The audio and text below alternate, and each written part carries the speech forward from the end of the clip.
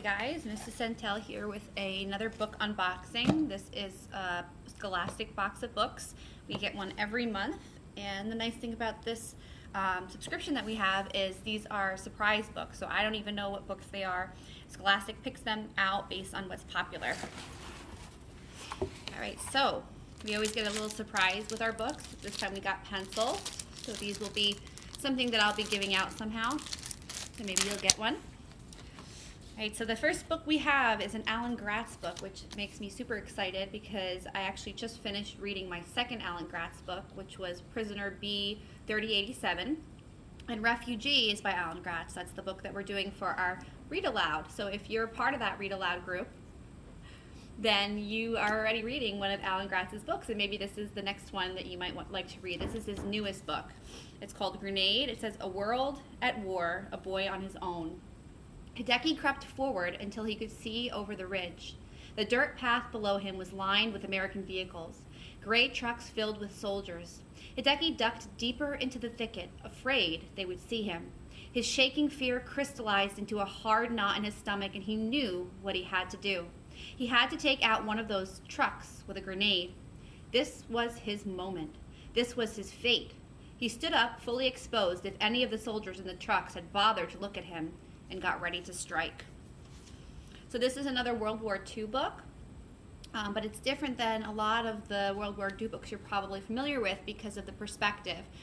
Instead of it taking place in Germany or in Poland, this one takes place in Okinawa near Japan.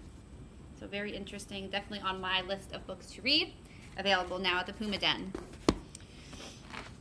Next item here, next book is the Agony House. Nice illustrations, looks pretty scary for those of you looking for those scary books. This one is pretty neat because it has parts of the book that are graphic novel and parts of the book that are written like a regular novel. So if you like both, this is an interesting combination of the two. It says, a haunted house, a killer ghost, and a long-lost comic come to life. Denise Farber has just moved back to New Orleans with her mom and stepdad. They left in the wake of Hurricane Katrina and have finally returned, wagering the last of their family's money on fixing up an old, run-down house and converting it to a bed and breakfast. Nothing seems to work around the place, which doesn't seem too weird to Denise. The unexplained noises are a little more out of the ordinary, but again, nothing too unusual. But when floors collapse, deadly objects rain down, and she hears creepy voices, it's clear to Denise that something more sinister lurks hidden here. Answers may lie in an old comic book Denise finds concealed in the abandoned attic, the lost final project of a famous artist who disappeared in the 1950s. Denise isn't budging from her new home, so she must unravel the mystery, on the pages and off them, if she and her family are to survive. Open this book and dare to enter the Agony House, another spectacular mix of novel and comics from Cherie Priest, the author of I Am Princess X. I don't know if you've maybe read another book by her. We don't have that Princess X book, but I think I might have to get it now.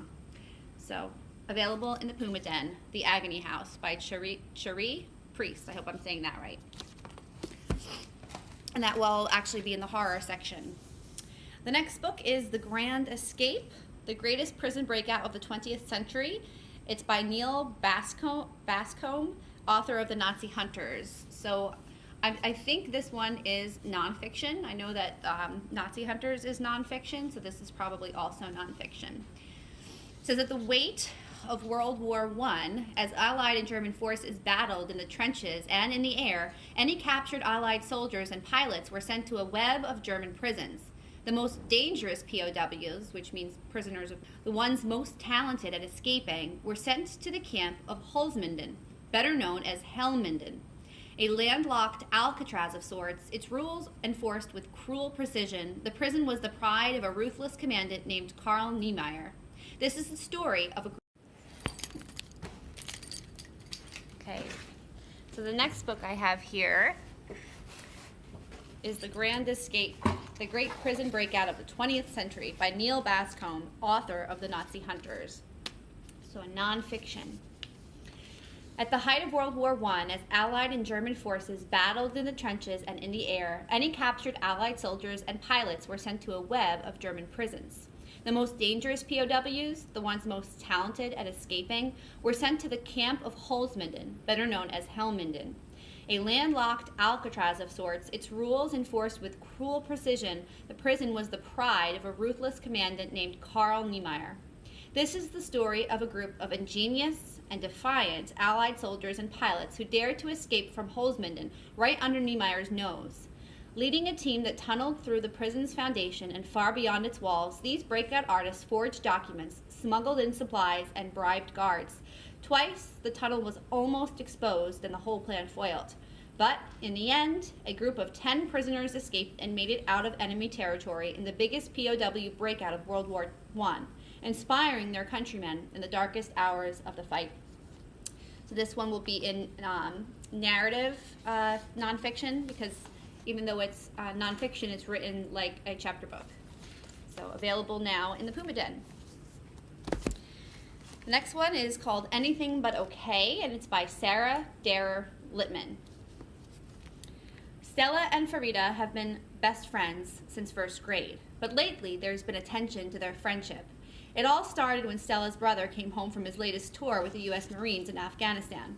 Because the Rob who returned home is not the Rob that Stella knows. He's angry and moody and closed off, but Stella doesn't want to talk about it, and Farida can tell she's keeping something from her. Desperate to help Rob and maybe get things back to normal, Stella thinks she just needs to get him out of the house. She definitely didn't expect going to the movies to end with Rob in handcuffs for assaulting one of her classmates after his anger spiraled out of control. When a video of the fight is released, it instantly goes viral, and everyone has an opinion of Stella and her violent vet brother. The entire school takes sides. The media labels Rob a radicalized terrorist sympathizer, and even Farida is dragged into the mess despite not being there. As the story continues trending, Stella will have to decide just how far she's willing to go for the truth, even if it means admitting her own mistakes. But when the line is drawn, how do you find courage in the face of hate? And what does it truly mean to take a stand?